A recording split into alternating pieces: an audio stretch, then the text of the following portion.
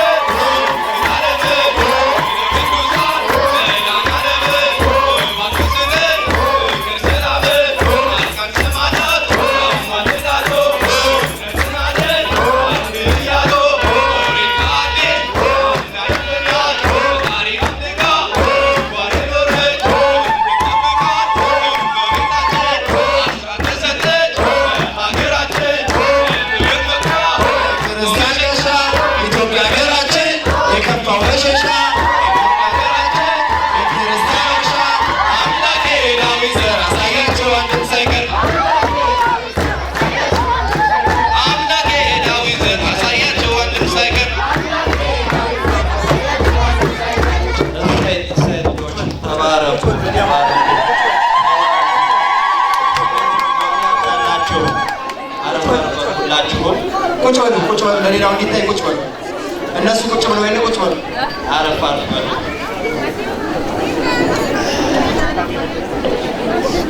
እሺ ልጆች በእውነት ባህላችንን ያስጠበቃችሁ ያስጠኛችሁ የደብረ ታቦር በዓል ታሪካዊነቱ በዝማሬ አንድ ሚነቶልን ናልና ጸጋውን ያብዛላችሁ።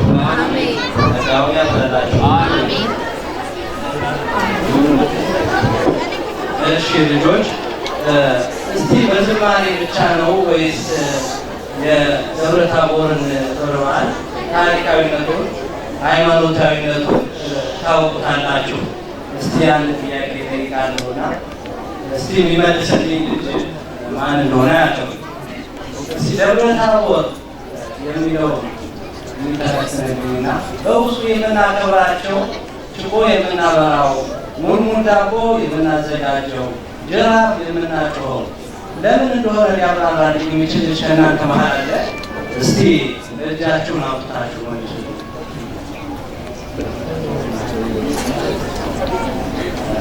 እስቲ መምሬ ታደሱ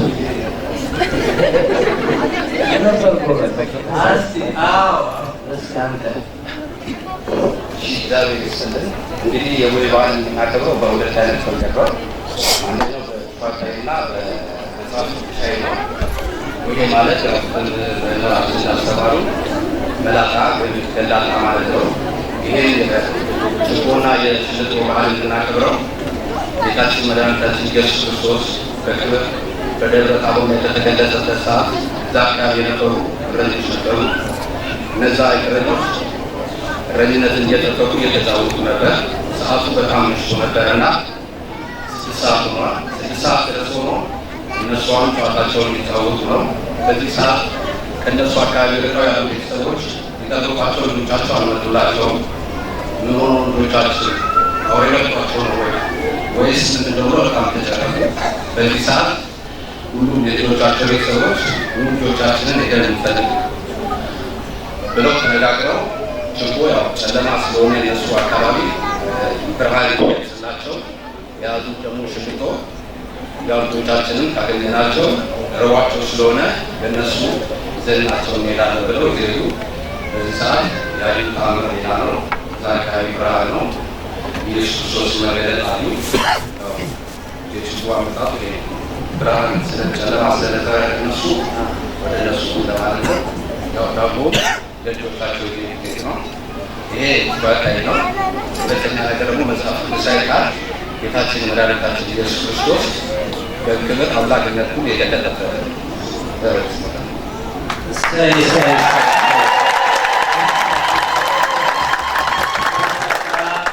ሃይማኖትን ጠብቀን ሁላችሁም በጸጋና በሃይማኖት ያሳድግልን ያቆይልን። እስኪ እንግዲህ ስለ ደብረ ታቦር በአብዛኛው ተገልጿል፣ በመዝሙሩ ተገልጿል።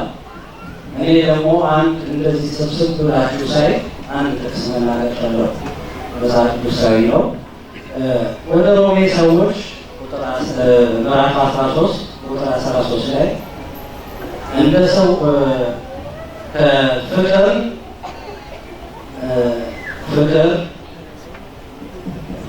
እምነት፣ ተስፋ እነዚህ ሶስቱ ጸንተው ይኖራሉ።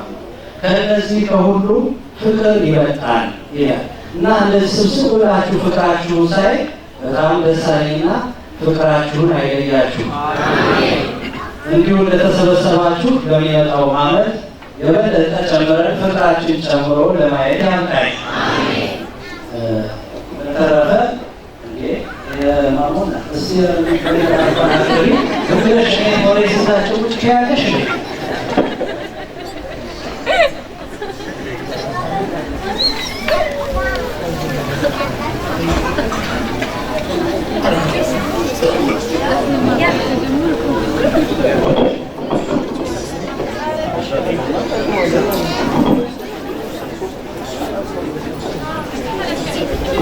እናንተም እንግዲህ ቤተክርስቲያናችሁን ጠባቂ፣ ሃይማኖታችሁን ጠባቂ፣ ሀገራችሁንም ጠባቂ ያድርጋችሁ።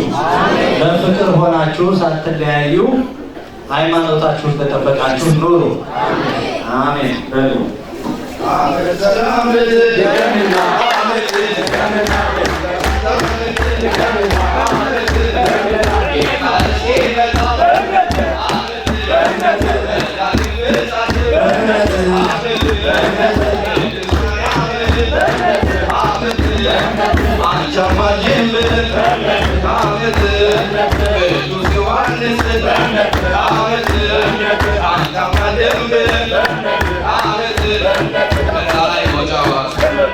I'm